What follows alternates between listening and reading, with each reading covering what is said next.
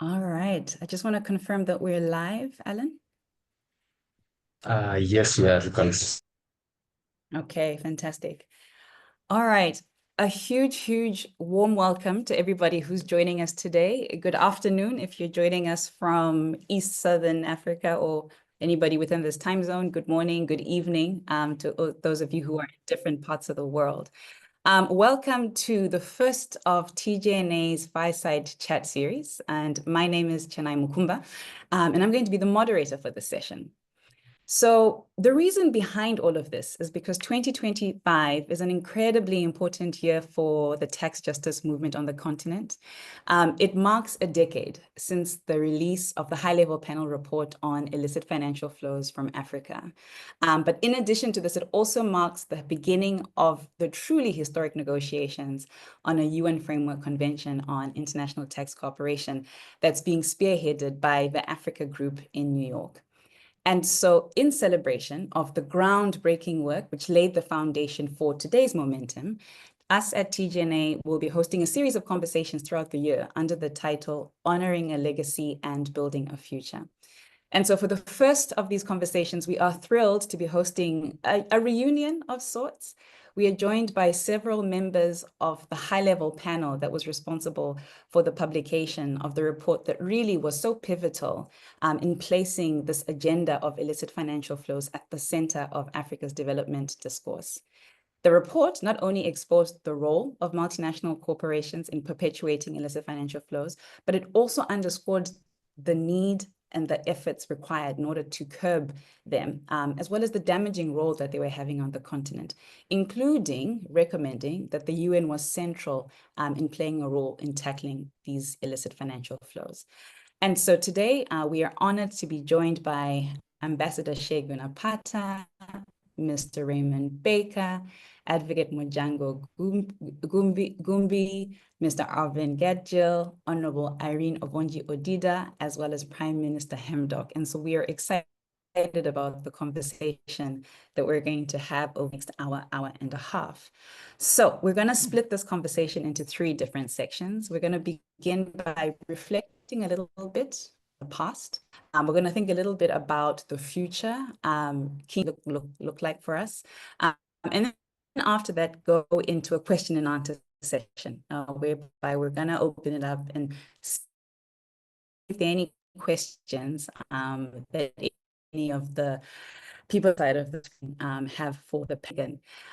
What we're particularly curious to know is, when you look back at 2015, when the high-level panel report on IFFs was released, could you share your reflections on what inspired Africa to delve into this issue by setting up the high-level panel on IFFs from Africa?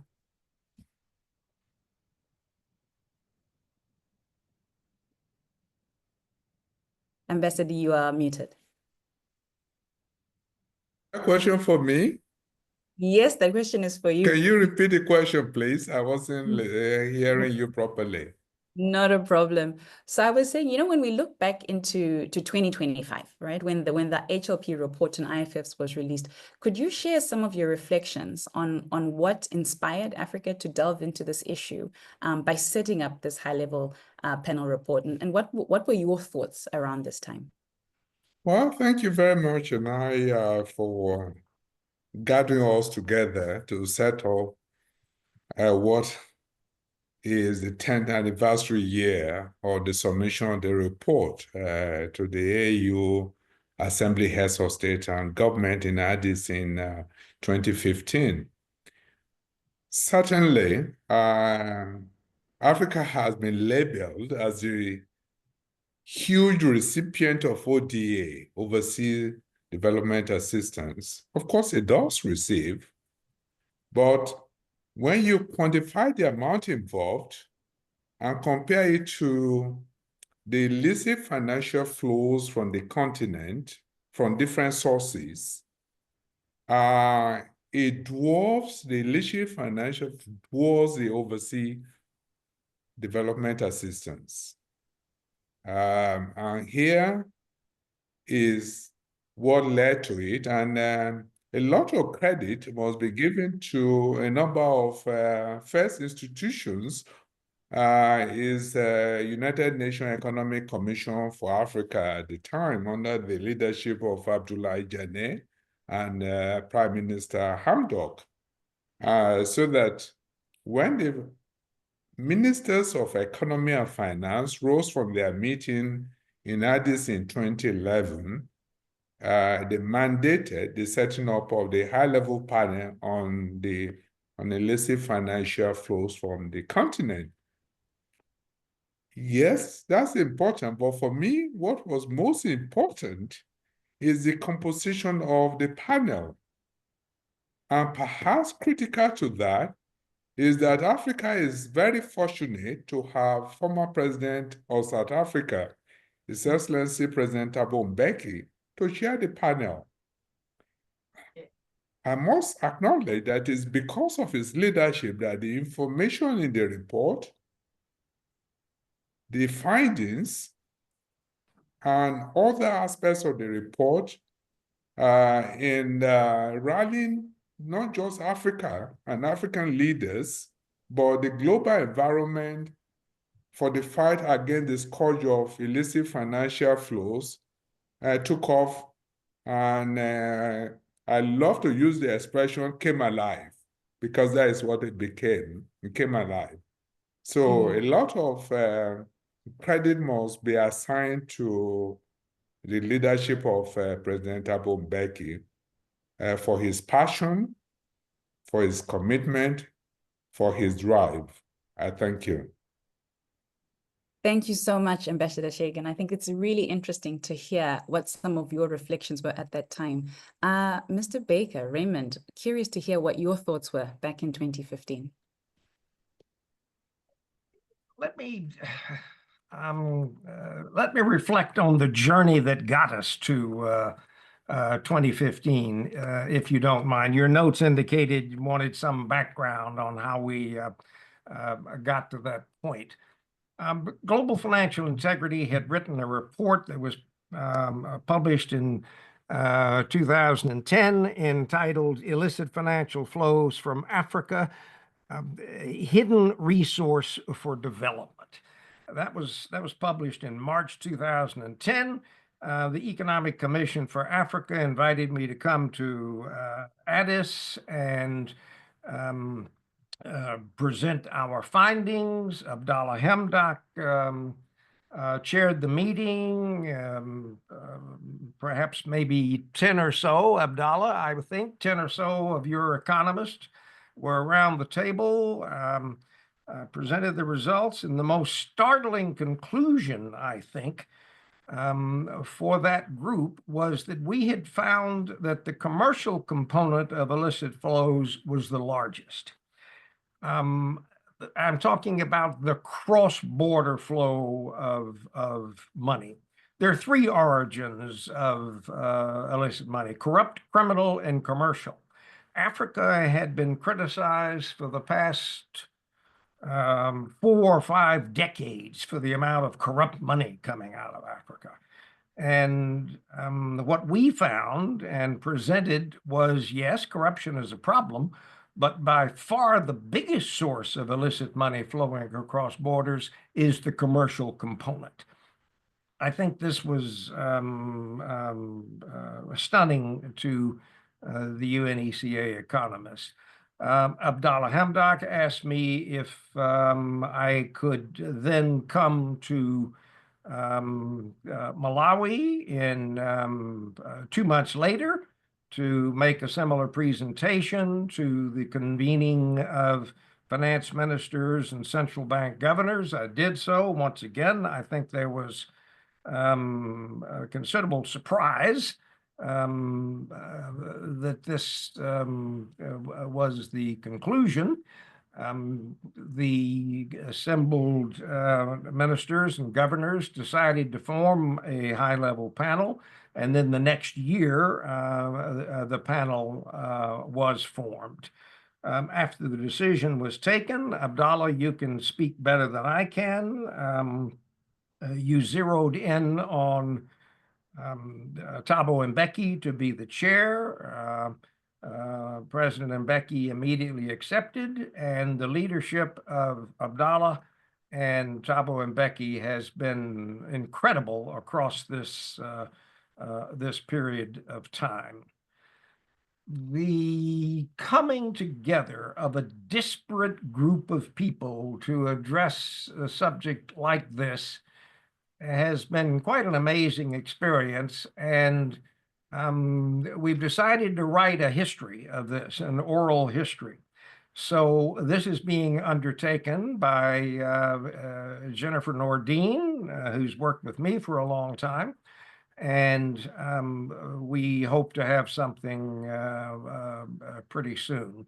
But it is a fascinating history of how this issue was pushed onto the global agenda by the members of the high-level panel. It's been a fascinating ride, and it still goes on. Thank you. Thank you so much, Raymond. I think it's really interesting to hear your recollection of that period, as well as what it was like to bring together this different group of people. PM Abdalla, just because I think Raymond has mentioned you a few times, I'm going to come to you with a question. Since the release of the report, I think we've heard quite a bit about what was happening around that time, and what really sort of brought us to the moment of that actual publication. What do you see as having been some of the most significant achievements that came from that report? PM Abdalla Hamdok, if you are there, it would be great to hear your thoughts on that. Thank you very much, Chenai. Okay, let me just, if I just add one thing to what Raymond has said, but before that, thank you so much for bringing us together. I am so happy to see so many friends I haven't seen for a while or talked to. But just to add, before coming to your question, to what Raymond has said, I think I would like to put it really categorically that Raymond was very modest to say that he came to us and it's Mbeki and myself who did this, but the main credit go to Raymond and to Global Financial Integrity. See, when Raymond came to see us at the ECA in 2010, at that time, all the discussion about Africa losing its resources to the donor countries and all that, and for each dollar we lose two, all it was blamed on the continent. Corruption, things like that. But the major discovery on this was the hemorrhage through the multinational corporation work and the tax evasion, tax avoidance, and all this, and the BEPS and all these issues. So I think that what was captured our imagination. But I think, Raymond, you remember very well when we went to Malawi in 2010, the Conference of Ministers of Finance, the Economic Planning and Development for Africa, which was a joint meeting then between the AU and the ECA. And we had planned, which was not in the agenda actually, on a Friday, which was a session between the experts and the ministers. It was an afternoon. We were hoping, remember, Raymond, that if we get 20 people on that meeting, we would be very happy. We were pleasantly surprised. We had a room full, over 200, some of them were standing. And then that meeting put the agenda inside the proper meeting with the ministers. And that paved the way for a resolution, which was picked the following year in 2011 in Addis, which provide the opportunity for the establishment of the panel, which was ably led by President Thabo Mbeki. If you look back on the achievement, I think the first achievement of the panel, which is also the excellent mix between definitions, understanding, but the methodology that took illicit finance to the reality check to the ground. We did 7 case studies. And they were also carefully selected. Some of them are resource-based, some are export-oriented, some are post-conflict, from DRC to Kenya to Algeria, Nigeria, Mozambique, and others. And also we saw how the issue of illicit finance could be practiced on the ground and all that. But then it was coupled with a global, if you could call it, campaign, which took us to Europe, to OECD, to Brussels, to the US, to New York, the General Assembly, or to the secretariat there, and we had a meeting with the African group and all that. I think that went a long way in putting this issue firm on the agenda of the world. And then shortly after that, we had the third conference of Finance for Development, which for the first time, the issue of illicit finance was tabled and a resolution was taken to address this. And from there on, I think all of you know how this journey took us to many places, and the issue being carefully understood and took it from the discussion about the hustle between capital flight and illicit finance, which is totally different two things. Capital flight is a response to probably failure of public policy, or probably you could call it even a rational maybe action, whereas illicit finance is a deliberate action to siphon money and make it to disappear from the coffers and the reports forever. I think from then, I think all has took it on, and then it was taken by the AU. A resolution was issued in, I think, 2015. This is, of course, a tail end of the work of the report. So I'll stop here. Thank you very much. Thank you so much, PM Hamdok. I think thank you for walking us through that and what you've seen as some of the achievements since the report. Barrister Akere Muna, I'd be keen to hear your thoughts as well. Since the release of the report, what do you see as some of the most significant achievements that we've been able to put forward since 2015?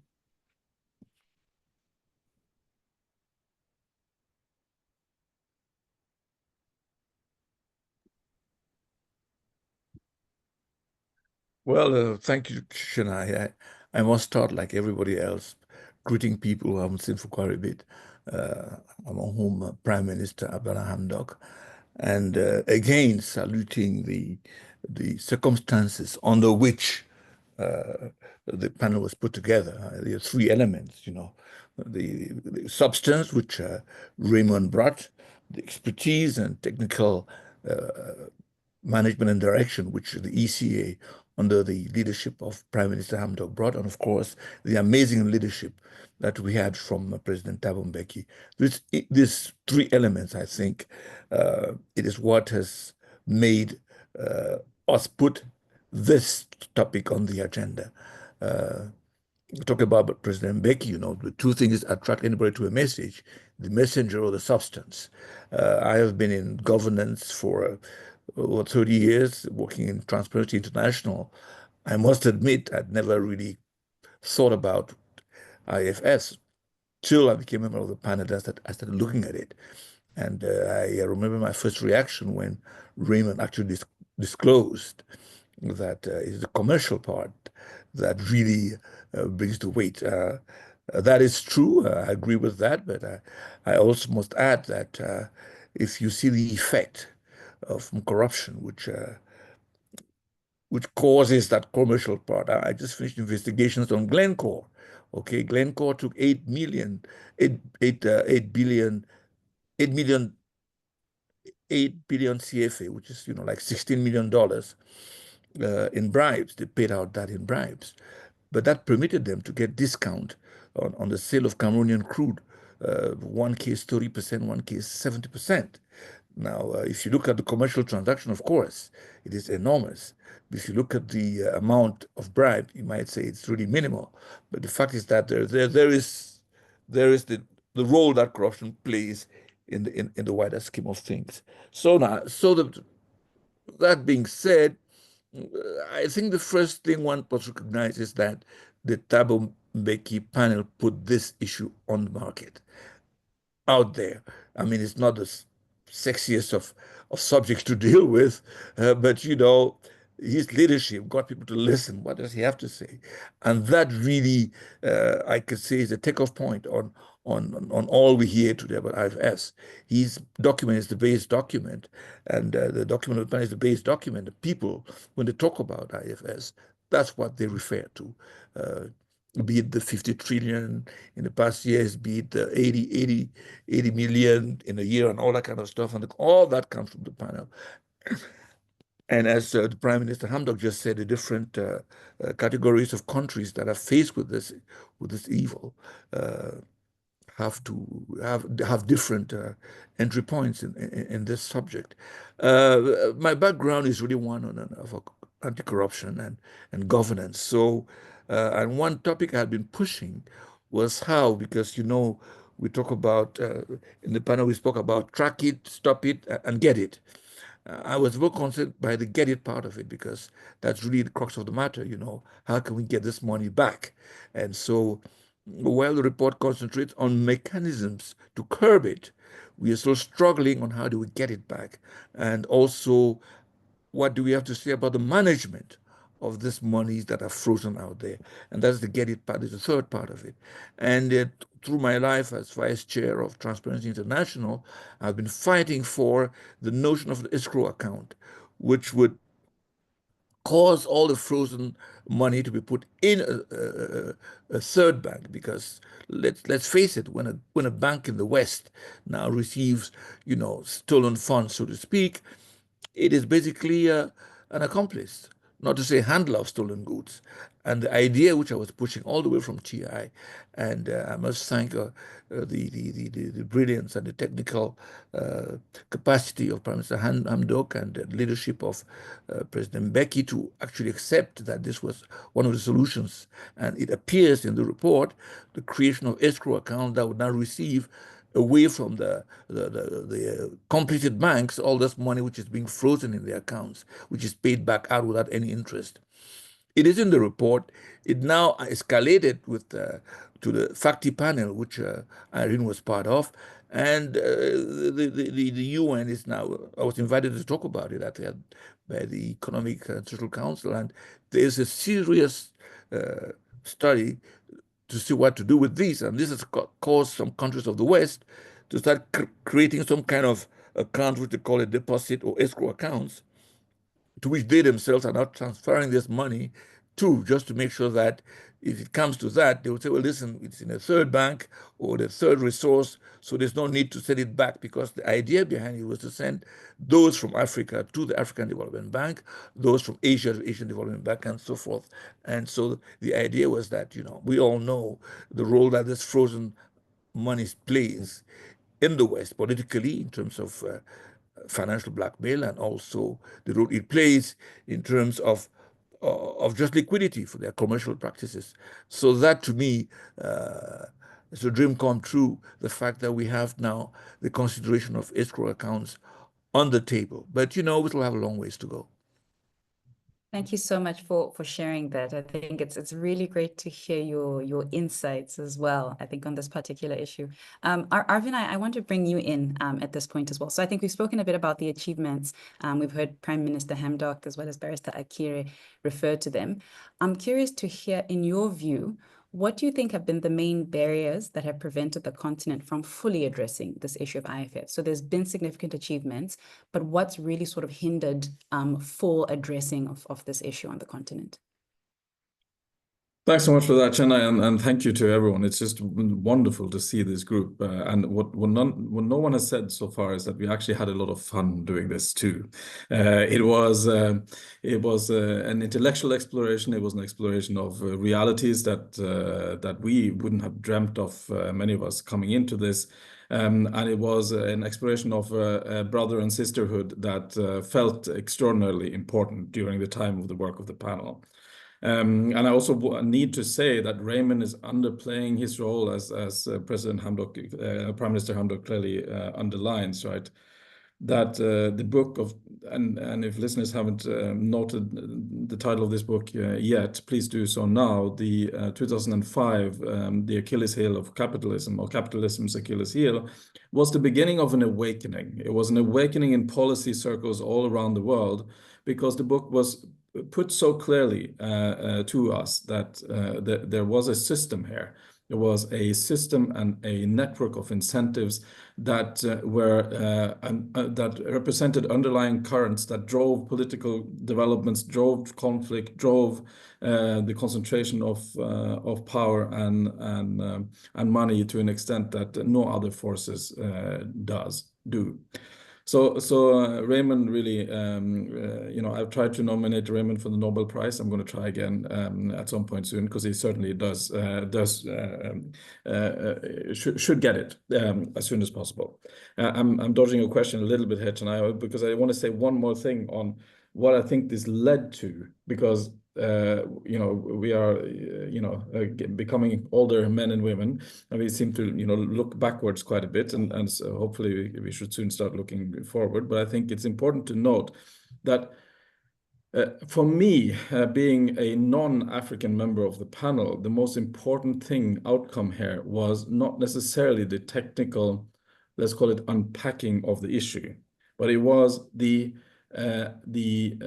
absolute, extremely powerful argument that there is such a thing as illicit financial flows. And we have to remember where we were, right? Back then, at that time, I was in the Norwegian government, and we were working to get the World Bank or any financial institution to recognize that this term was something different than corruption. And it was fiercely fought. I mean, with a lot of power and investments. There were forces in these international financial institutions, in many partner governments around the world, who really did not want to hear about IFF having anything to do with development or human rights, or for that matter, imperialism and colonialism. But what the panel did was to say in a very cool-headed way, listen, world, there's no way of hiding from this anymore. These systems are here, and they are so dominating absolutely every aspect of our societies, and not least development and poverty and human rights and the capabilities of states to finance themselves. So it may sound like a marginal issue, but I think the fact that suddenly we got these rather large financial institutions to even use those terms, illicit financial flows, was in and of itself perhaps the biggest win, sort of, and a service for the global economy, not only the African economies. Now, what are the main barriers? I mean, I may not be the right person to ask on this, because I'm neither an African nor have I worked deeply on African context issues. But I've been working on dirty money and the systems of dirty money for a while, and I think, generally speaking, I would say that it all comes down to the sophistication of collaboration, because, on the one hand, Irene will testify to this, right? When she sat in the faculty panel, this also became really clear, is that there isn't any way of fighting these strong incentive structures without applying a very solid type of committed collaboration across borders. And I know this sounds a bit, perhaps banal, but in fact, it is quite important. For example, equipping FIUs, financial intelligence units, to properly cooperate across borders, equipping supreme audit institutions to do the same, equipping customs authorities to do the same, to unpack and understand how these systems of illicit flows are impacting countries, and why and how. And I think at the moment there has been progress. There's clearly been progress, but there hasn't been enough progress on those accounts. But I turn to others who know more of the specificities of the continent. Finally, one thing, Chenai, since I'm talking to you right now, one set of unsung heroes here are, of course, civil society. And I have to say, it's impossible to talk about this without saying quite clearly that besides Raymond's work, the work of civil society has been the absolute most important force that has brought this about. It's not been, you know, diplomats or politicians like myself and Ambassador Shagan. It's been the civil society who's constantly pushed on this issue with a lot of force over decades. And without that, the panel wouldn't have had the fertile ground to grow from. Yeah, thanks. Sorry, that was a bit longer than planned, but I'll be shorter next time. Not a problem. Thanks so much, Arvinn. I think, again, really, really interesting to hear your thoughts. Also interesting to hear the human side of this, right? That you had so much fun, even as you were putting together this incredibly important report. And then, of course, as civil society, really great to hear as well, you articulate the importance of the sector. I'm now going to go to Honorable Irene, who I can see is on the call. First of all, Honorable Irene, thank you so much for helping us put this together. I think if there's anyone who is absolutely a friend of civil society, I think you fit this bill quite substantively. So I want to come to you now as we change the tone a little bit of this particular conversation. So we've been talking about the past, right? We've spoken about what really led to 2015, what have been the achievements since, what have been some of the barriers. But now I'd really like us to take a look forward, right?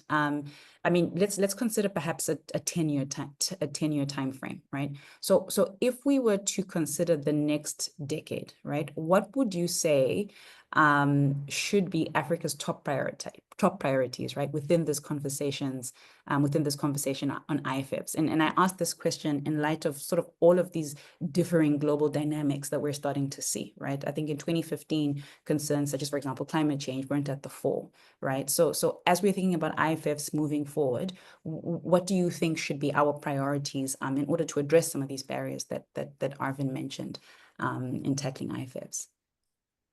Thank you very much, Chenai. And like everybody else, just to thank TJNA for putting this together. I think it's great. It's been quite a while since we were all here together in this way. So this is fun as well, just as Arvinn mentioned.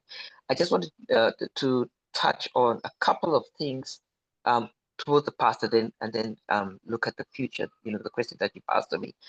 Just around the past, one thing I want to emphasize that it's been mentioned already, but because I know that there are probably people listening to this who are not part of working on illicit financial flows or any issues related to that, because I reached out to a number of people here in Uganda where I am, including judges and lawyers and others who don't work on these issues, and civil society from different social movements, and all of them said they were going to listen. So probably this has happened in other countries as well. Just to mention that we're looking at illicit financial flows, we're looking at resources that how the resources are generated, how they are moved, how they are utilized, and that this illicit aspect of it is not just something that happens within a country, but it's something that is cross-border. So there's a cross-border element to illicit financial flows.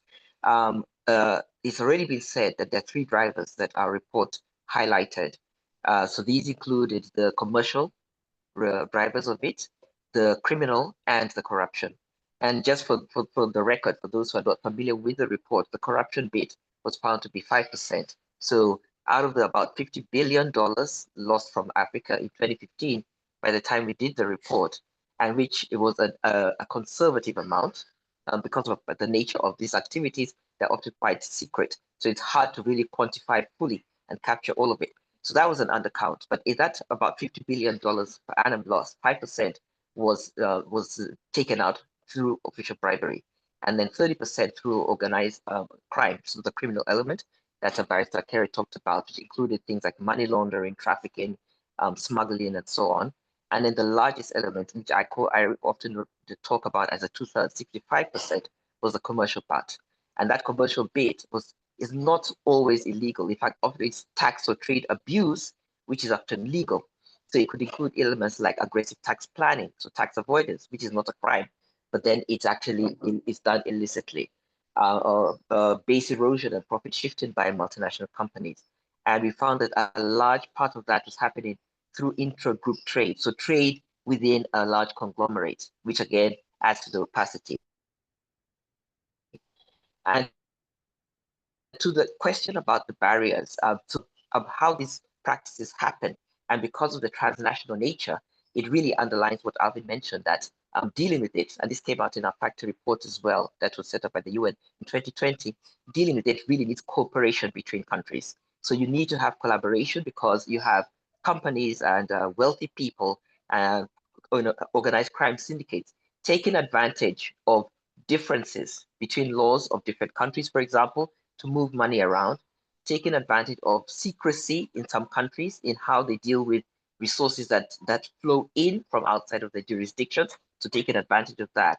And so a big part of the network around illicit financial flows include what are called enablers. So in our report, we refer to them as the professional enablers, like our lawyers, especially corporate lawyers, accountants, auditors. So people in the financial sector who play, and bankers who play a large role in shifting this money around and enabling the resources to be taken out.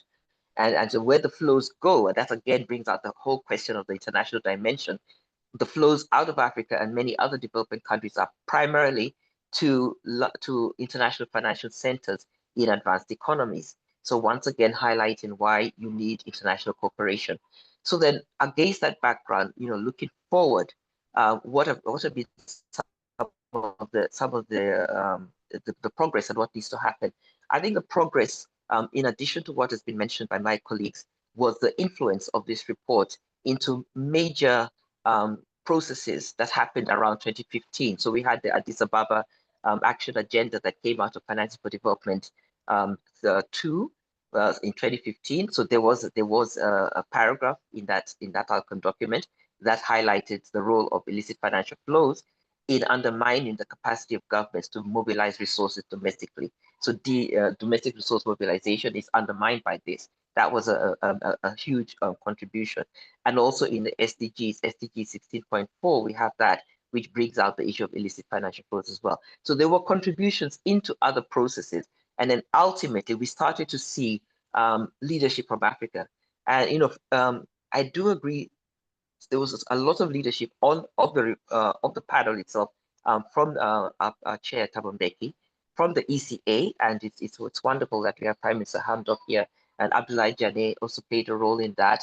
But we also saw leadership of civil society, and I'm glad that has been highlighted, which then contributed to pushing this agenda, beyond 2015, beyond the report, and started to get government. So the role of organizations like yourself, the consortium that was set up, that brought in Pan-African Lawyers Union, ATAF, a number of other organizations that work on these issues and have consistently tried to advocate for it at the national level and also at the continental level, and now increasingly at the UN. So looking forward, I would say, and this really is drawing on what we our findings were as a panel, it was clear to us that the biggest issue was around the commercial IFFs, because that was about 2/3 of the problem. It was also very clear that a fundamental issue that needed to shift was around decision-making. So the governance, the whole question of governance, who makes the rules in the global financial system that enable these, enable IFFs, that enable financial secrecy to thrive, that enables opacity in the financial system to continue. So who makes those rules? And evidently, looking back at the work done by many, it was very clear that countries from Africa and generally the global South were not part of that. And so moving forward, I would say the two things that we really need to see strongly is a change in governance, and that's already happening with the process going on at the UN, with the Framework Convention on International Tax Cooperation, which once again, I'm happy to see, that the African group at the UN in New York played a major role in enabling that to happen. We must also recognize that they are allies outside of the continent. And so the role of countries like Norway has been quite important, both during this process, but also later on when we had the practice panel in supporting some of that work. And ultimately, that's important because we need international cooperation, because these flows happen. They don't happen within a country. They happen across borders. They happen from largely from the poorer economies into the larger economies, but they cross borders. So there has to be international cooperation. And because they involve the role of companies, multinational companies particularly, the cooperation of countries where those companies are headquartered also becomes really important. So we are looking at the process at the UN, which is the negotiations happening there around setting up a convention or a treaty for international tax cooperation. That the process itself is one in which all countries that are members of the UN, all 193, are part of that negotiation. Unlike other processes, like the BEPS process at the OECD, but even long ago when these rules were first designed. So that's very important, that all countries are able to participate on an equal basis and have one vote in shaping the rules that will govern all of them around global taxation.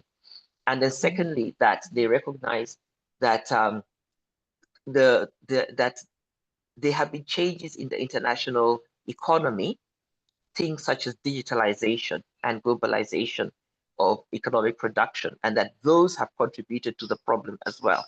And therefore, there's a need to have a process that allows for ongoing negotiations. So under the convention that is currently being negotiated at the UN, and which we expect the negotiations to end in 2026, the provision in the terms of reference that were approved by the UN was that there will be protocols, various protocols under that framework convention, and which will deal with specific agenda issues, specific issues relating to global taxation. And that will allow for countries to, over time, redesign the rules in new areas that emerge. It might be the digital economy, you know, whatever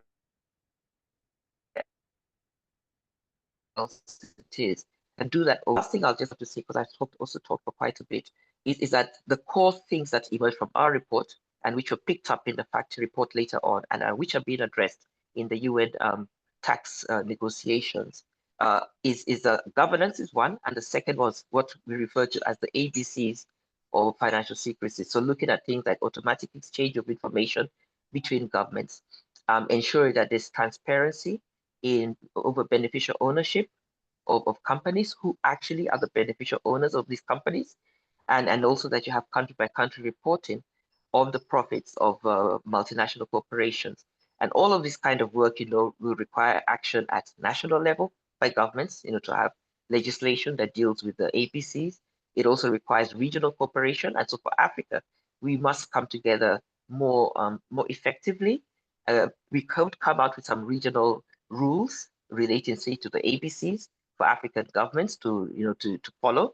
And then we also have to continue to work together and in our negotiation at a global level as Africa, but also with other countries that are supportive of a progressive agenda, such as the Latin American countries, some countries in Asia, and some countries in Europe, such as Norway. Thank you so much, Honorable Irene, I think, for walking us through that journey, right? So from the definition of IFFs, literally up until where we find ourselves with now this global campaign to address this issue of IFFs. So just to stick on that point and topic around the UN Framework Convention, I'm going to play around with the questions a little bit because I want to spend a bit of time here. So Ambassador Shagan, I'm going to ask if you could maybe, you know, sort of help us continue on this particular line of thought. I think Honorable Irene has spoken about this conversation that's happening at the UN. I'd be keen to hear your thoughts around whether you think that this movement for a UN Framework Convention marks a turning point for Africa's ability to influence the global tax agenda rules.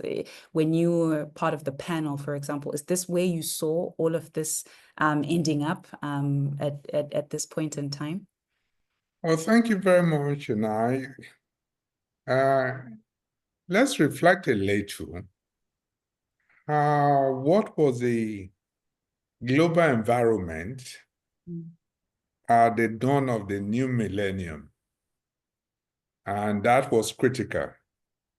And here, with all sense of modesty, I was part of the effort that led to the Millennium Declaration at the time, and a lot of credit must go to the then president of the 54th session of the United Nations General Assembly, the then foreign minister of Namibia, Theo Ben Guriab, who deployed his best efforts to rally members towards the important objective of having a new global financial architecture.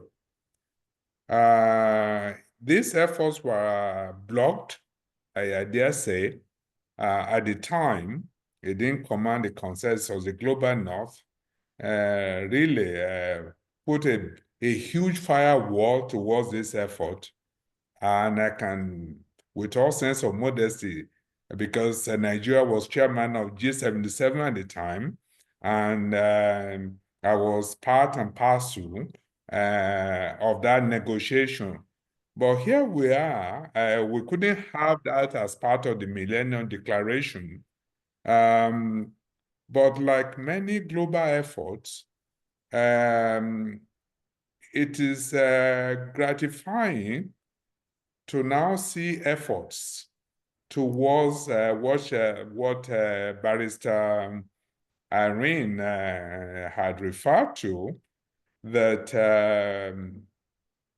colleagues are assembled in New York now discussing a global framework for a United Nations tax convention. Let me also reflect, because this is key. Everybody talks about climate change today, biodiversity, and they smile, because the effort that led to those two conventions was not easy. When we assembled in Rio at the Air Summit in 1993, there were efforts to block the decision to have the preparatory conference for the elaboration of these two conventions. But here we are today. Those efforts that were initiated at that time, suddenly now everybody talks about climate change, etc., etc. So again, I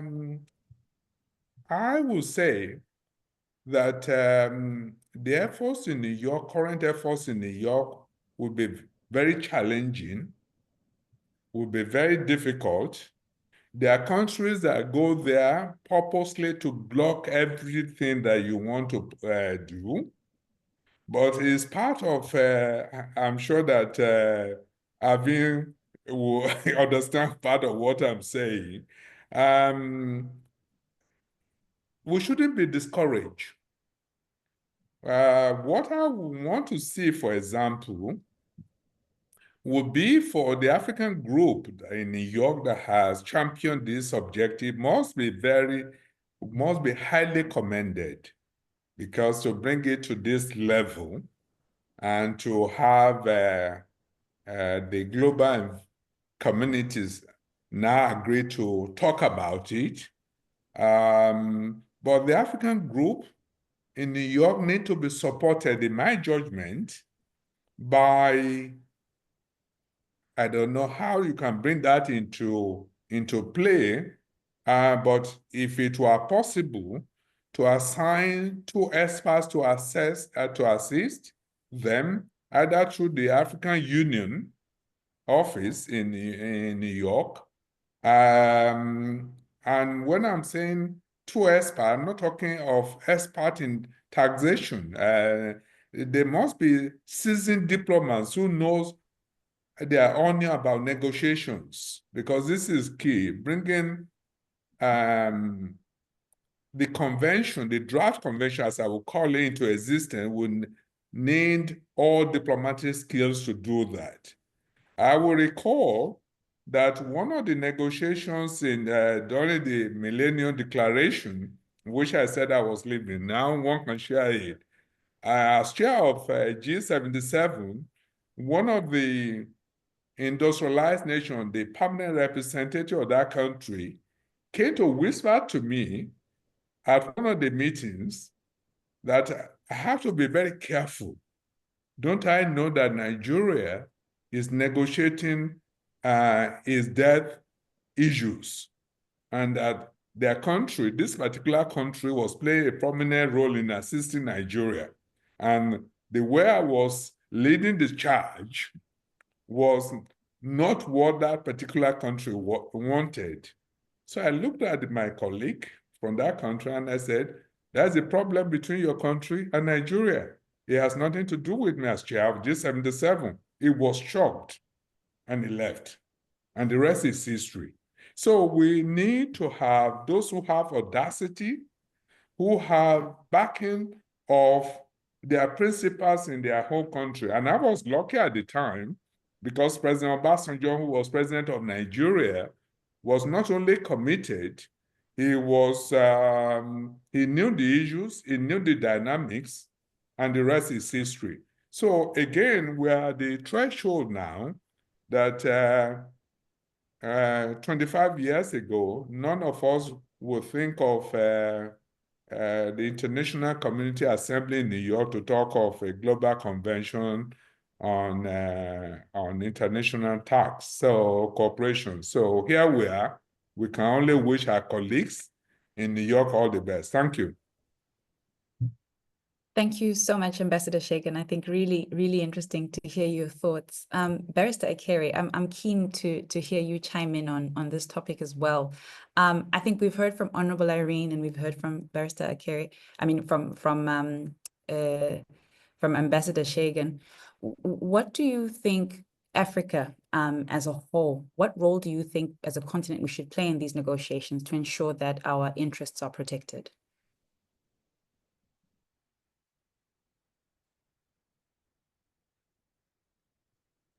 Thank you, Chenai, for that.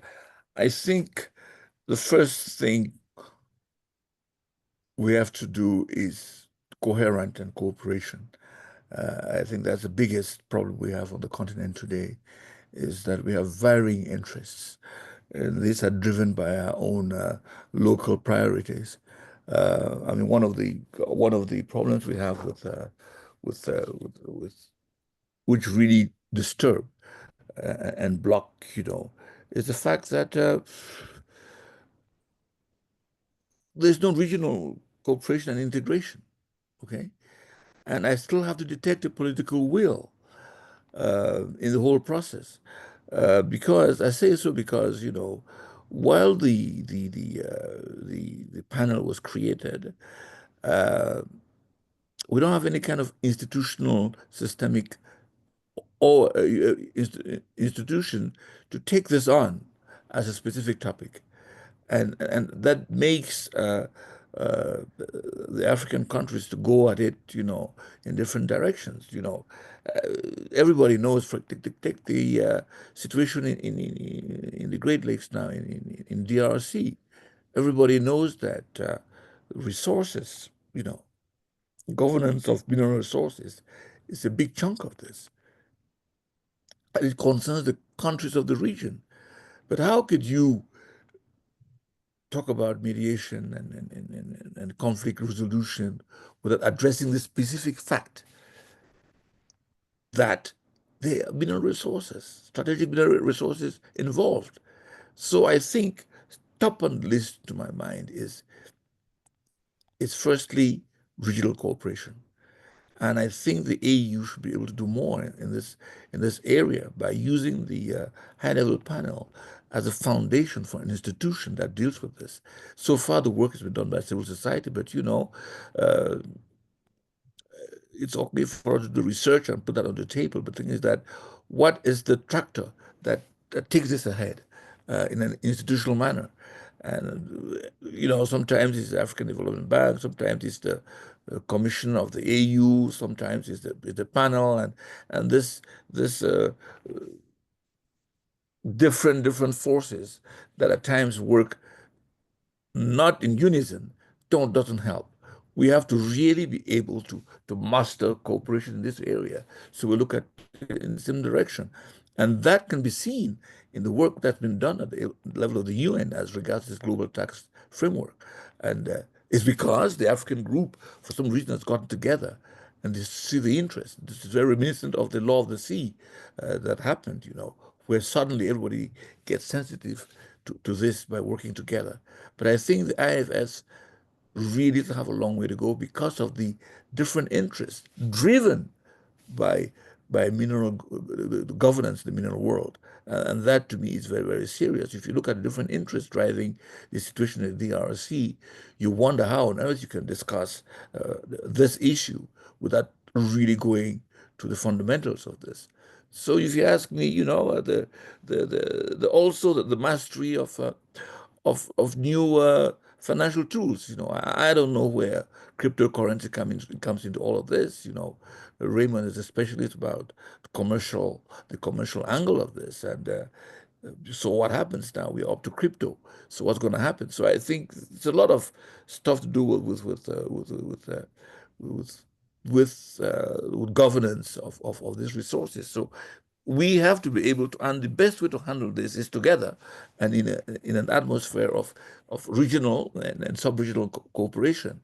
And the problem about the African Union, I was the president of the Economic and Social Council there. I know it's the fact that, you know, we're very, very smart at coming up with the position papers and decisions, and we seem to disappear in the horizon when it comes to making them work.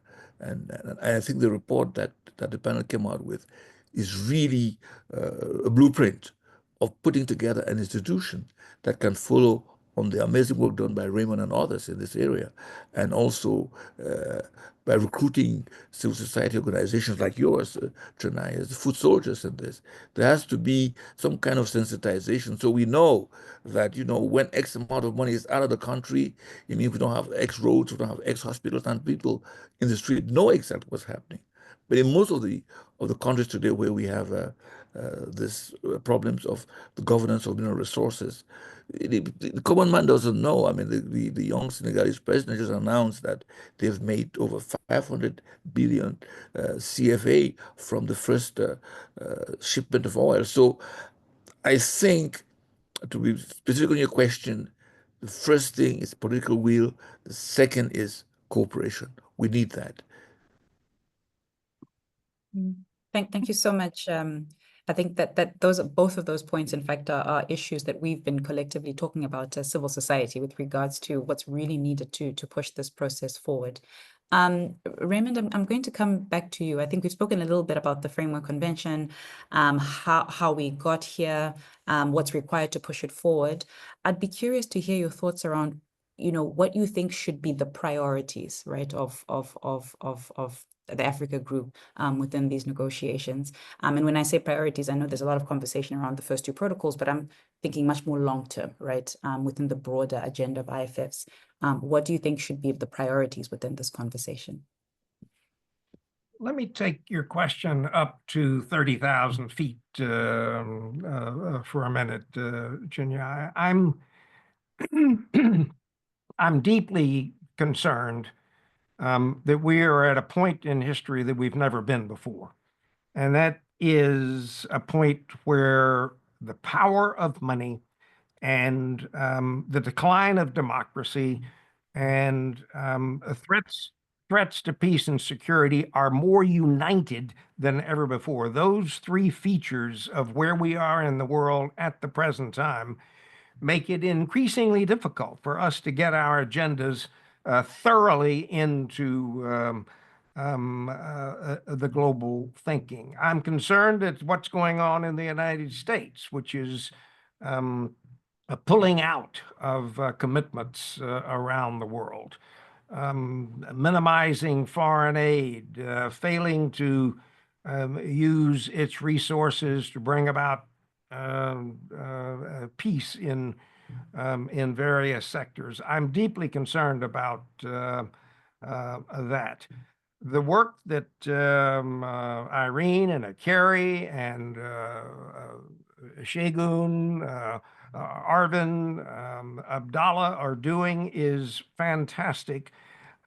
We in the richer Western countries are not at the moment particularly helping that work, and it makes it that much more difficult to achieve success. I'm deeply concerned that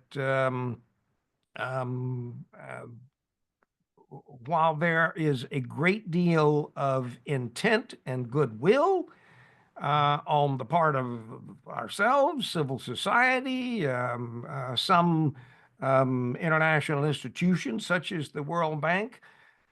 There is not a similar level of commitment among some leaders who are turning inward and withdrawing from outward commitments. I want to see the kind of enthusiasm that we have in this gathering to become much more normalized around the world. But we've all got an uphill fight over the immediate years ahead.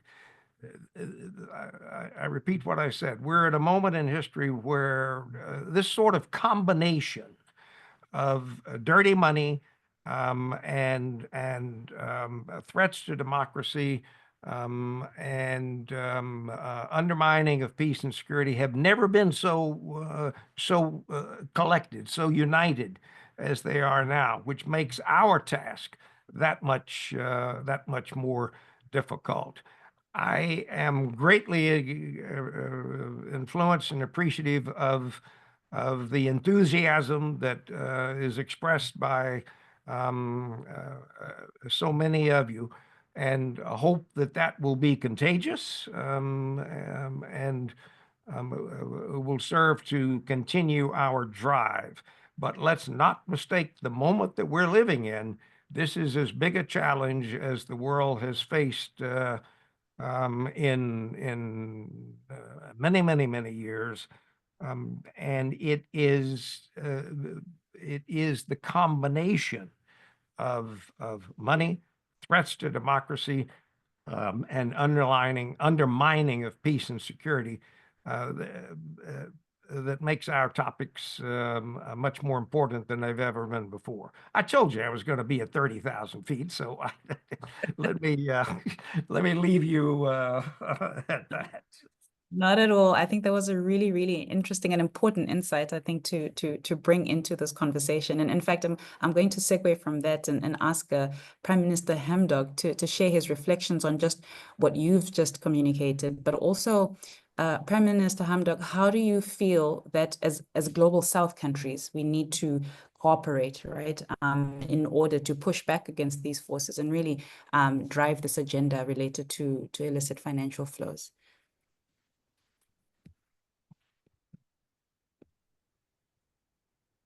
Thank you very much. You see me? Hello? Yes, we can see you. Okay, because I sort of lost the rest of the panel.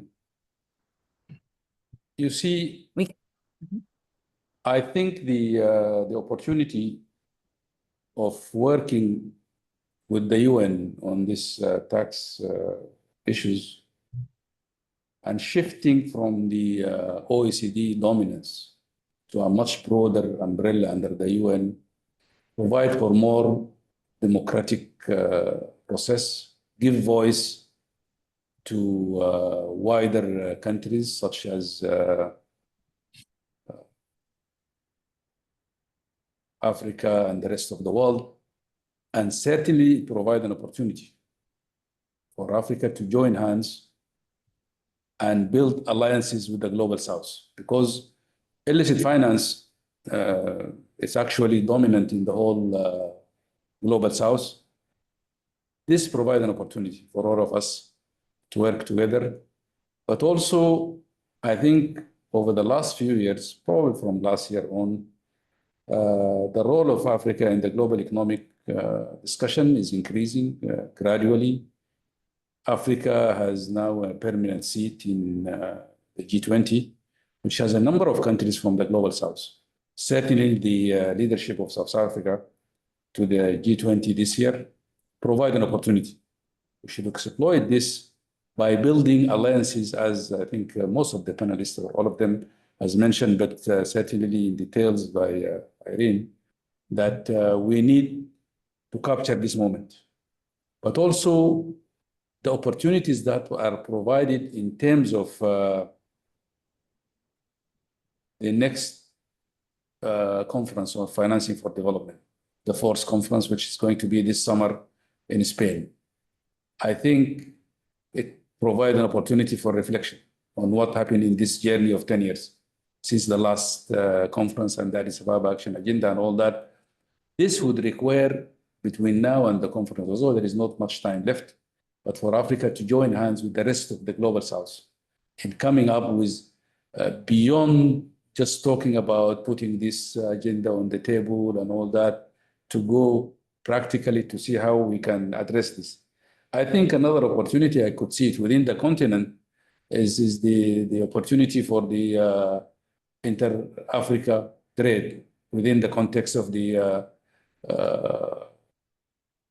continental free trade area, provides for an opportunity if we could harmonize our tax policies and all that and address the illicit finance. But certainly the most important issue here is we need to link the tax rules to the sustainable development goals, issues of justice and all that, and link the issue of financing development to the hemorrhage that is happening to the continent through this illicit finance. And I think also it provides for an opportunity if we could agree with the Global South on a specific agenda. I can just mention one or two here. We do not have the ability to tax this, if you take the enormous networks of the digital giants, Google, Amazon, Facebook, and all that. If we could work together with the Global South in trying to come up with a joint program that will address these issues, will take us a long way in this journey. So I will leave it here. Thank you so much. Yeah. Thank you so much, Prime Minister. I think thank you for flagging what we need to do collectively as a region, and then also identifying some of the issues that I think are particularly pertinent to where we are today. I can see that we've been joined by Advocate Mojanku, and so I'm so excited that she's on the call. And so perhaps before we go into the Q&A, Advocate Mojanku, would you mind just chiming in a little bit? We've been talking about this current discussion on the UN Framework Convention on International Tax Cooperation, where we were all the way to where we are now, and what we need to be doing collectively as a region. Would be very keen to hear your thoughts with regards to the work of the Africa Group and where you think that places us as a region. Thank you very much, Chenai. Sorry about this. I'm still en route, unfortunately. I thought that I would finish a little earlier, but I'm sure that my leaders have covered this topic very well. I think the only thing that I would say is that, you know, the world has gone through these ups and downs from time to time. And this period that we are going through, it's not the first time that we go through such a difficult time. Just as an example, I mean, all of us know that most US administration did not support the decolonization project, certainly didn't support the South African struggle against apartheid. But the world continued to do the right thing. We all didn't just throw our hands in the air and say that because the US administration had taken a position on the side of the apartheid government at the time in South Africa, that everything came to a standstill. I think what worries me a little, just, I mean, on a broader note, is the sense of hopelessness that people adopt across the world with what is happening. And certainly, you know, talking about the negotiations in the UN, we really need to plan differently and better. We are going into a difficult time in terms of what we can achieve within the UN and not. But my point is that we need to remember that we've been here before. And therefore, we need to revive the strategies that we used at that time to make sure that because we are on the right side of history, what we believe in, what we know will make it better for humanity, that we win this fight, despite the major obstacles that we are going to come across. So whether we are talking about financing for development, whether we are talking about the G20, I mean,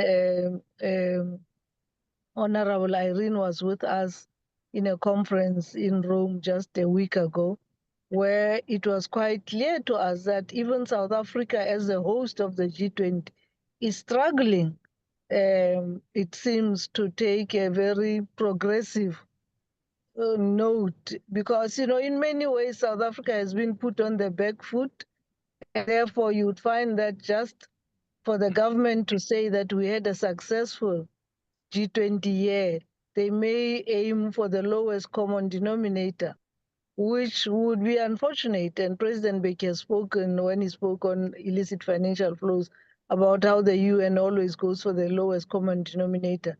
But certainly, it looks like South Africa will be going for the lowest common denominator simply because they've been put on the back foot. And some of us who are South Africans hope that we can encourage our government to be a little bolder. As I say, to say we've seen these struggles before, it's not the first time, and aim for the right things, for the right outcomes, rather than just trying to say we had a successful summit and therefore we stepped back on trying to aim for a progressive outcome. So that is really all I would say on a generic side. And I'm sure my leaders have spoken specifically about illicit financial flows.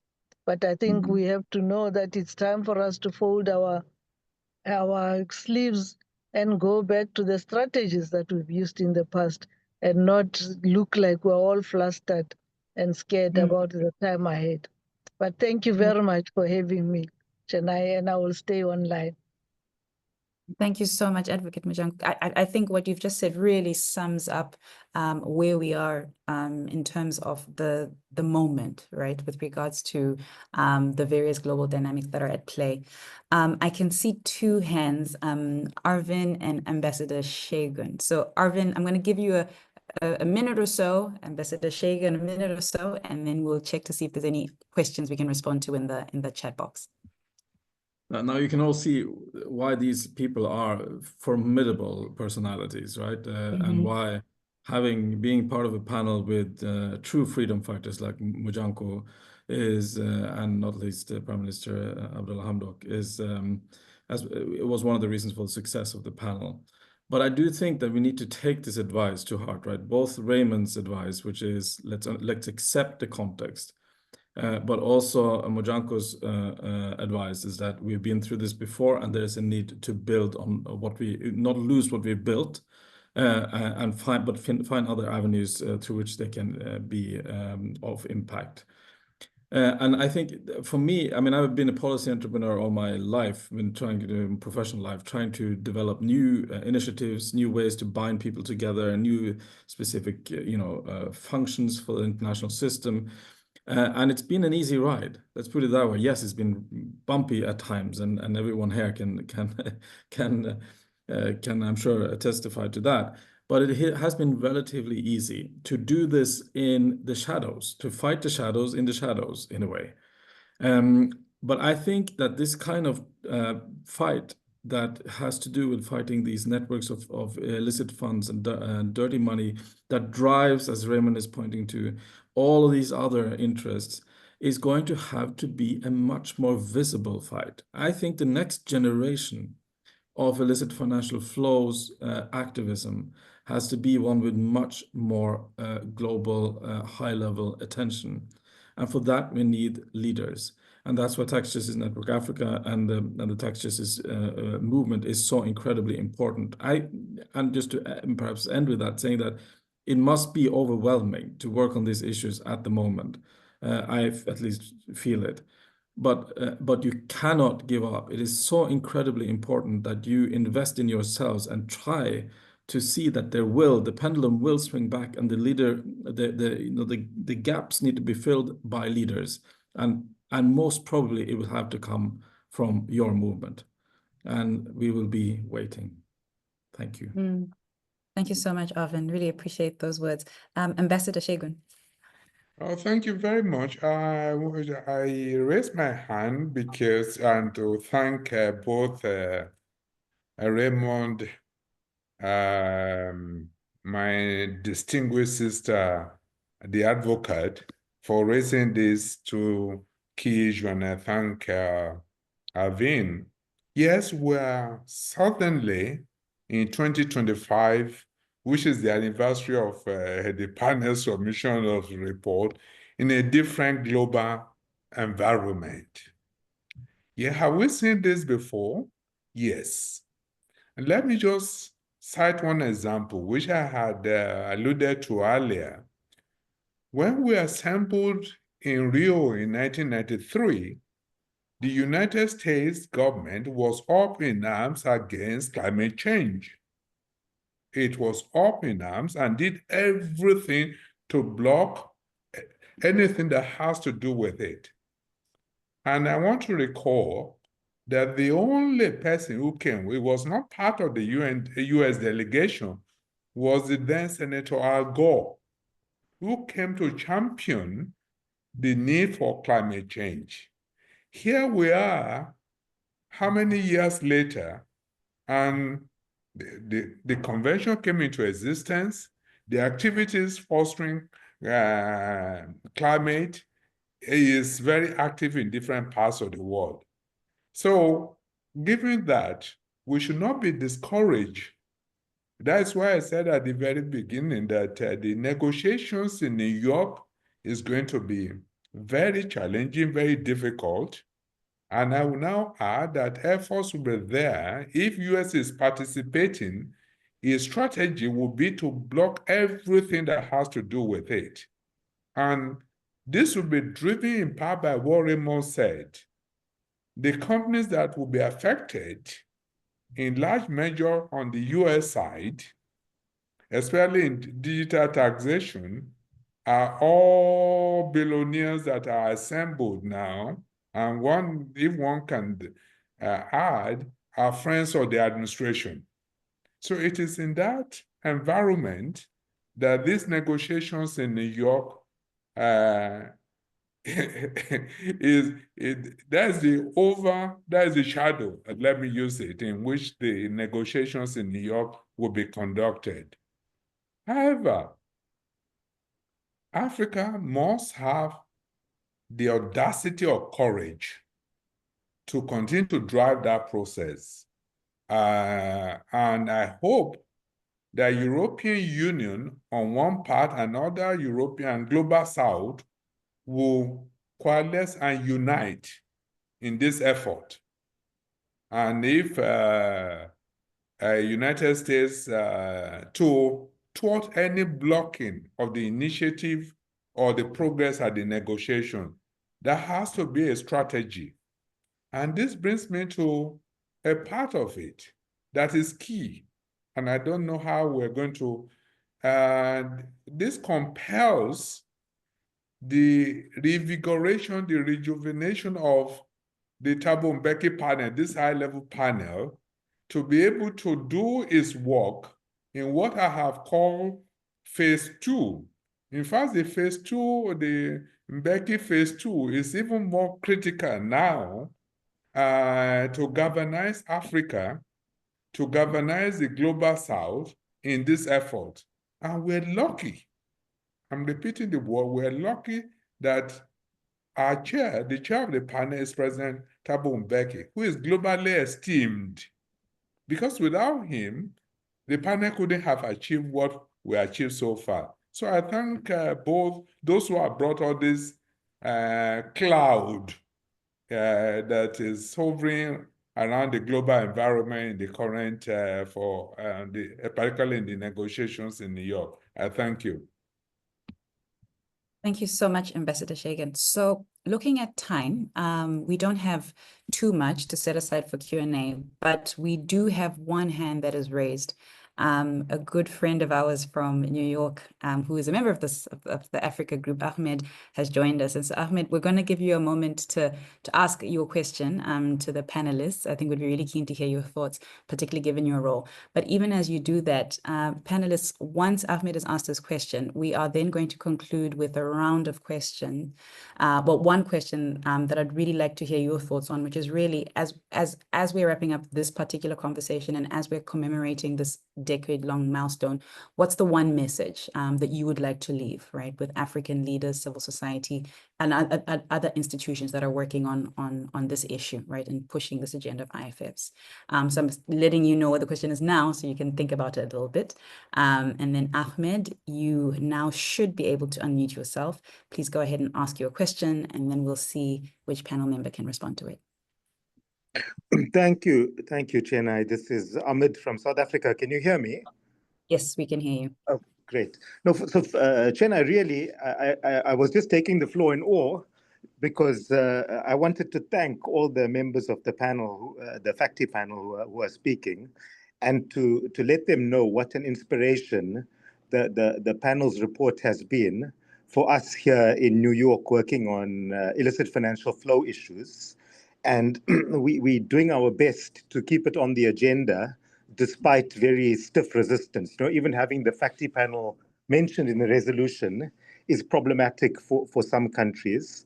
And so having said that, I do have a question.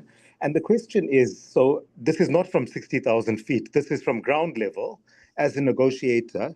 In our FFD4 outcome document, which we're currently negotiating, which will be adopted at the conference in Spain and will set the 10-year framework for financing, all the FACTI panel recommendations I see on global governance have been incorporated into the zero draft, thanks, I think, to Norway, which is one of our co-facilitators, but for one. And the one that's left out is the one about setting up an international multilateral process on money laundering. And so I was wanting to get the panel's views on how important they thought that agenda was, and whether it's something that we should be pursuing here as the African group here. Because it's not clear to me why the co-facilitators have decided to leave that out, but take forward the other recommendations. So thank you very much. Thank you so much, Ahmed. It's always good to hear from you, and I think hear your thoughts on what's going on in New York, particularly from the perspective of an Africa group member. So as I mentioned, we're going to do a quick round, but is there any panel member that would like to respond specifically to Ahmed's question? I think it's a question about a specific recommendation that hasn't found its way into current conversations on IFFs, and this is really around anti-money laundering. Any perspectives? I know Arvinn, Norway was mentioned. I don't know if you've got any thoughts or reflections on that.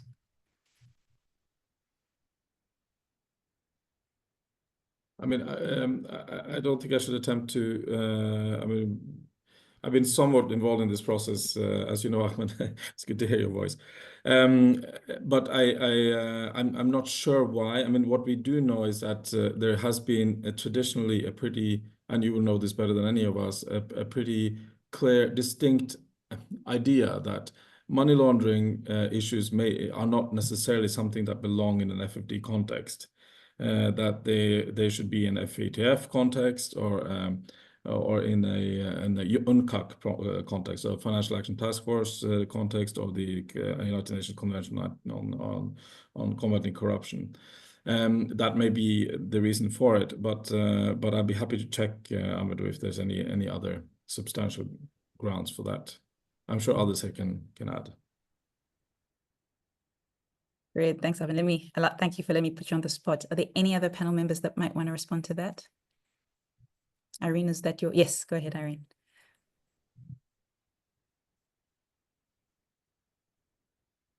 You're muted. Right, thank you.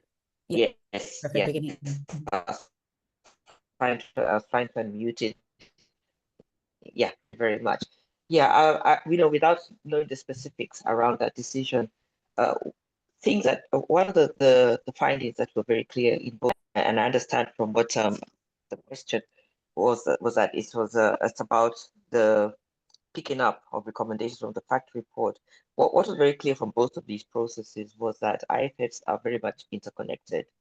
And we found, for example, that even when you look at the channels that are used for the criminal aspects of IFFs, they also get the same kind of channels for extracting the resources used by the licit.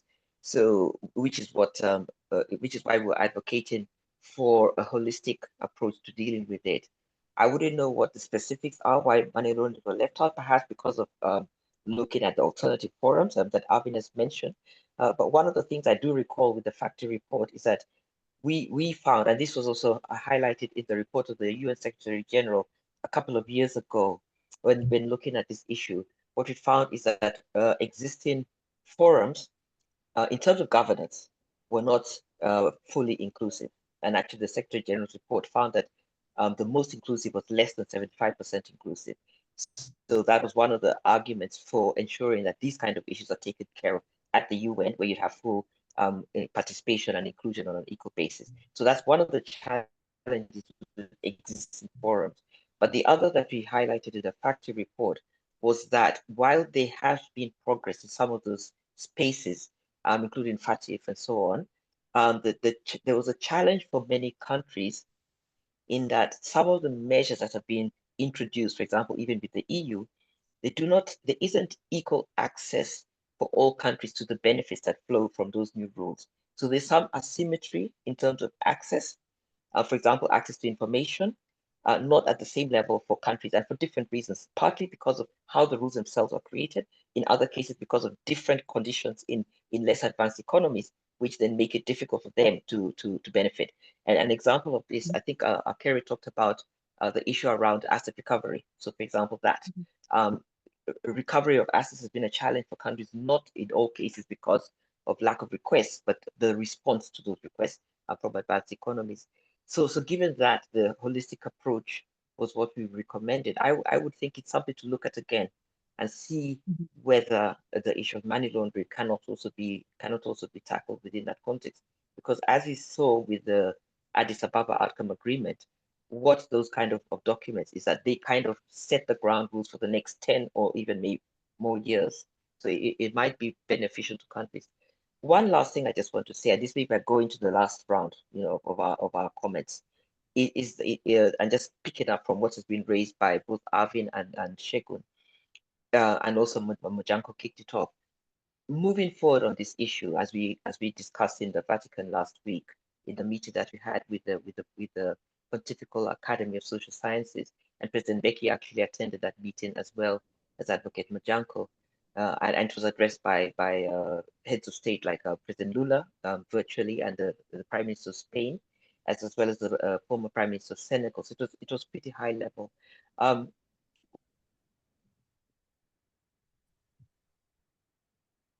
One of the things we are that, in view of the challenges to multilateralism that Raymond has flagged, and the really strong forces, particularly from large conglomerates, against this, and how globalization enables them really to continue to hide their profits, and really hide it not just from countries in the global south, but increasingly all countries, and therefore not pay their fair tax anywhere. What we argued is that we need to have an approach where all citizens of the world, and really all countries, regardless of where they are in the world, global south or global north, recognize that IFFs are a threat to everybody. They are more of a threat to countries in the global south because of our smaller economies and the structure of our economies, with high dependence on corporate tax from multinationals, for example, but they are a threat to everybody. So all countries are losing out from this current system, and should be invested in this. I always say, unless you're one of the 1%, if you're part of the 99%, you are ultimately one of the losers from this system. And this is why it's important to have a global coalition of the willing, which is what was proposed by President Becky in that meeting, that brings together different actors. This is why we were in that meeting at the Vatican, looking at new groups such as the faith-based organizations, the church, and what kind of role they can play. So lastly, I would say IFFs are large and they're growing. In 2020, when UNCTAD came up with this report, it found it had grown from the 50 billion that we reported on to 88.6, almost double in just 5 years. And that's still an undercount. So the key priorities for us moving forward, And for me, Africa Group needs to continue to provide leadership, but the key priorities that we need to take up in the tax convention and just generally moving forward to deal with IFFs, we need to ensure in the tax convention the tax is paid where economic activity or value is created, and particularly in relation to the digital economy. And this is a challenge, not just for Africa, but for many countries around the world. We're all largely affected by this, perhaps except for one or two, where the digital giants are located or headquartered. But even there, they really are gaming the system. Secondly, to ensure that there's fair allocation of taxing rights for African countries. We know that the current taxing rights based on 100-year rules made 100 years ago really are weighted against host countries to FDI.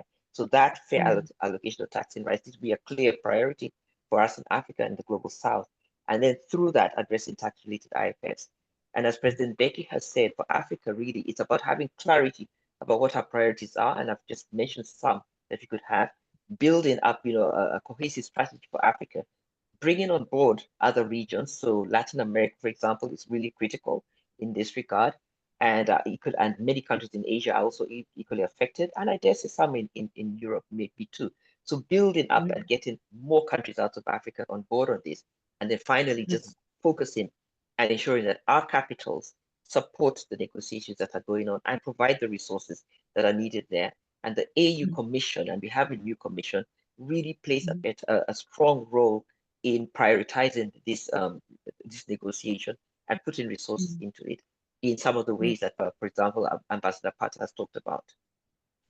Okay, thank you so much, Honorable Irene. I think and also thank you for also giving us what your final thoughts are on this agenda. So I'm going to do one quick round. I do know we've come to the end, but I'm very keen, I think, just to get the final words from each of the panelists before we wrap up. So please do indulge us for a few minutes. So Ambassador Shagan, final message, I think, with regards to... Thank you very much. I think, and no, seriously, now it is time for us to focus on Mbeki phase 2, as I've said at the very beginning. The implementation, that is the implementation of the recommendations of the panels, particularly at individual level of various African countries, to combat the enablers and drivers of IFF, and at global level, to combat parking destinations.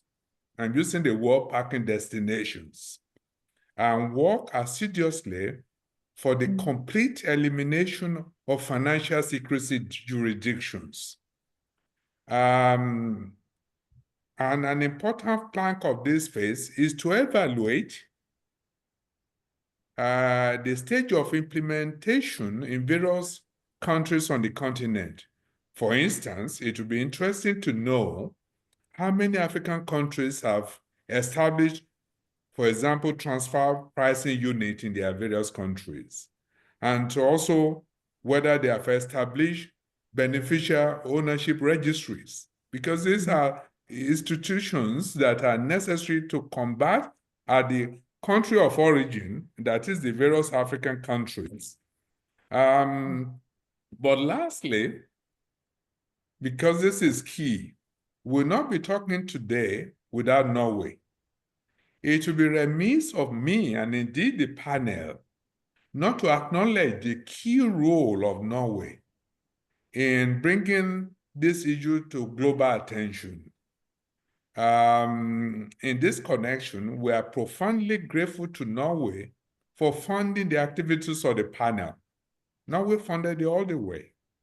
Without that funding, there will be no panel, and consequently, there will be no report, not to talk of the 10th anniversary of the panel's work. So Norway, and I hope, Arvinn, you pass this on, the panel and Africa salute you. Thank you. Thank you so much, Ambassador Shagan. Mr. Raymond, final thoughts. I certainly want to second what Shagun said. Excuse me. Norway's funding has been key through this process. And even more than that, Norway's Norway's emphasis on issues surrounding economic justice is part of what has strengthened Norway's participation with the high-level panel, and for that we're extremely grateful. If I could single out Arvinn Gadgil, Ingrid Fischke, Harold Tolan, and others, you've been magnificent, and I have long wanted to have an opportunity to express my appreciation to Norway for your global focus on questions of economic justice, going all the way back to the Monterey Conference and continuing up to date. Thank you, Norway. Thank you, Chenai. Thank you so much, Mr. Raymond. Arvinn, any thoughts, final reflections? No, thank you. I just want to thank everyone again for this meeting. It brought back so many wonderful memories, but it also reignited this in me this feeling that there is a community around this, and we have a lot to build on. And I really like Mojanku's take that we've been through this before, and the pendulum is going to swing back, and we need to be ready for it. And let me just, on this final point, I very much appreciate Ambassador Apata and Raymond's wave to Norway here, and I think I'll definitely bring it back to those people who need to hear it. If I can come with one proposal for a next phase of the Mbeki panel, I would like us all to try to help making the support for the panel purely African. Because yes, I think there was some strength in having a Norwegian partner in this panel, and perhaps there has to be an external to Africa partner to the next phase of the panel. But let's work on the assumption that we can find African governments and African actors who can support the production of another panel report or another panel work, because I do think it adds a lot of legitimacy if it can be carried. This kind of work can be actually genuinely carried by the African continent. And I think that the incentive structure should be in place now, not least because of the brilliant work of this group. So, but thank you again for pulling us all together. Thank you so much, Arvinn. Barrister Akere, any final thoughts?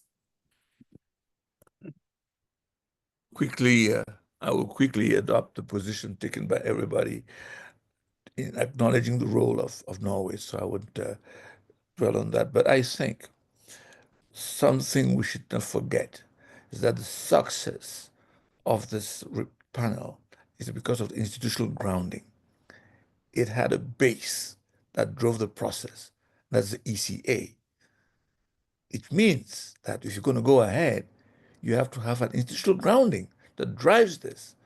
If you don't have one, well, it's going to be just the way it was and what we've been experiencing. So it is essential that this topic, which appears to be most important, it goes to the heart of the suffering of many Africans, is to have an institutional grounding for this. When you have that, then of course it empowers civil society, it empowers other actors to explore and see how we can go ahead.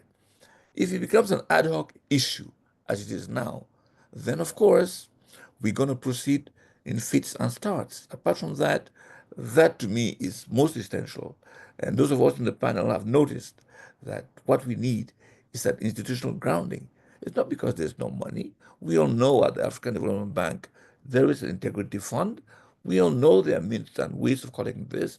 And back to the brilliant statement by Arvinn, the Africans who can fund this. They should realize that it is an African problem and it concerns them, and they should be challenged to fund it. But for that to happen, you need an institutional driver. Thank you for having me, Chenai. Thank you so much, Barrister Akere. Advocate Mojanku, I don't know if you are still with us, but I want to give you an opportunity just in case you are, and would like to say a few final words. Thank you very much. And I'm sorry that I missed most of the discussions, but I think the only thing I would say is that it's going to be difficult going forward from now. I think we know the old strategies of dividing Africa up, and so the it may be difficult. I hear Arvinn, we will try our best. But as it is, Africa cannot agree even on some of the most basic issues because the old system of divide and rule is being used even more than it used to in the past. But we will keep trying. As I said, South Africa is not giving us much hope, even South Africa, on this issue. But we are not going to give up, as I say, because we know we're on the correct side of history. So it's time for those who work on this to stay focused. It's been a long 10 years after the Mbeki report. People wanted to undermine it, to belittle it, to nullify it, but here is the panel still on its feet, and here is organizations like Tax Justice Network still at it. And the main thing, really my last message is that we are talking about our own money. This is money that belongs to our countries. We're not asking anyone for handouts or help or anything. So if anything, this agenda of illicit financial flows will be challenged. Even definitions are still being challenged to this day. We were asked to define it in Rome and this and that, but we will stay the course. It's going to be a difficult one, but we will stay the course because there's no other way that we can generate to ensure that Africa pays for its own development. And I think it's time that Africa realizes that it's going to pay for its own development. So thank you very much to Tax Justice Network, and thank you very much to members of the panel and everyone else who was there, Prime Minister Hamdok, who really held us together right from the beginning. We appreciate that, and I'm sure the history of Africa will recognize all your roles. Thank you. Thank you so much, Advocate. And so I think now we're keen to wrap up with some final words from Prime Minister Hamdok. Keen to hear your final thoughts as we close today's session.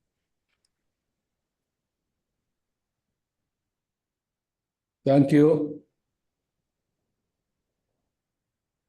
Thank you very much. Let me start again by thanking Tax Justice Network for convening us and honoring this 10th anniversary of the report, but also add my voice to thank Norway. Norway did not just provide resources, but also at any point in time, they were not only panel members, but also advisors and all that, and open their network, global network, and all the work that they have been working. So thank you very much for that. I think to sum up all this, I would like to believe the slogan of the report is still valid.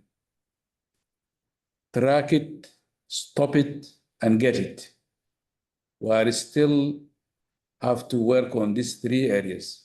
The tracking with all the challenging work of the measurement, the techniques, and the hidden, and all these issues, but also stopping it. I think this is extremely important. We need the cooperation of African government, capacity, all these issues, but also cooperation of the globe. And then get it. So the work is still not done. We have what we can claim. We managed to squarely put this issue on the agenda of the world. But that's not enough.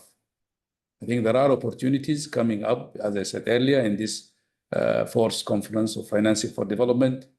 And I guess there we should be able to move beyond putting this issue on the table, but also move solidly and address practically how we can stop this, but also track and then bring back the resources that were taken. And to echo Mojanku's word, we're not asking for anything. It is the poor part of the world subsidizing the rich. For every dollar we get, more than 2 or 3, or probably even more than that, gets siphoned back. So we have to stop this hemorrhage. And it's a development issue. It's a finance issue. It's a domestic resource mobilization issue. It's all that. It's a sustainable development goal. So let us load this agenda with all this. So thank you very much. Thank you so much, Prime Minister. Allow me to give a huge, huge thank you to all of you, panel members, on behalf of Tax Justice Network Africa. It really has been such an honor to sit here and listen to your reflections since 2015 and your thoughts around the direction we should be going as a continent. I think it's been incredibly insightful. One of the things that I was saying when sharing about this particular session was that we talk so often about the high-level panel report and the panel members that put it together. And so to have an opportunity to almost host a little mini reunion is such an honor on our side. I'm not going to keep anybody for a second longer. Thank you so much to everybody, particularly those who stayed for the extra 15 minutes. We thought it was important to wrap up with some final words. As I mentioned, we are truly appreciative. Institutions such as TJNA would not exist if not for the work that you did collectively 10 years ago. So a huge, huge thank you. I'm going to now say it's good night from my end of the world. And for the rest of you on the other side, enjoy the rest of your day. Please keep tuned in. We hope to continue these conversations over the course of the year, because as I mentioned, 2025 for us is a monumental and fundamental year within the tax justice movement. So a huge thank you again, and enjoy the rest of your day. Thank you. Thank you, Bye-bye. Chenai. Okay. Thank you. Thank you. Bye. Bye, all of Thank you, you. everyone. Bye. Thank you.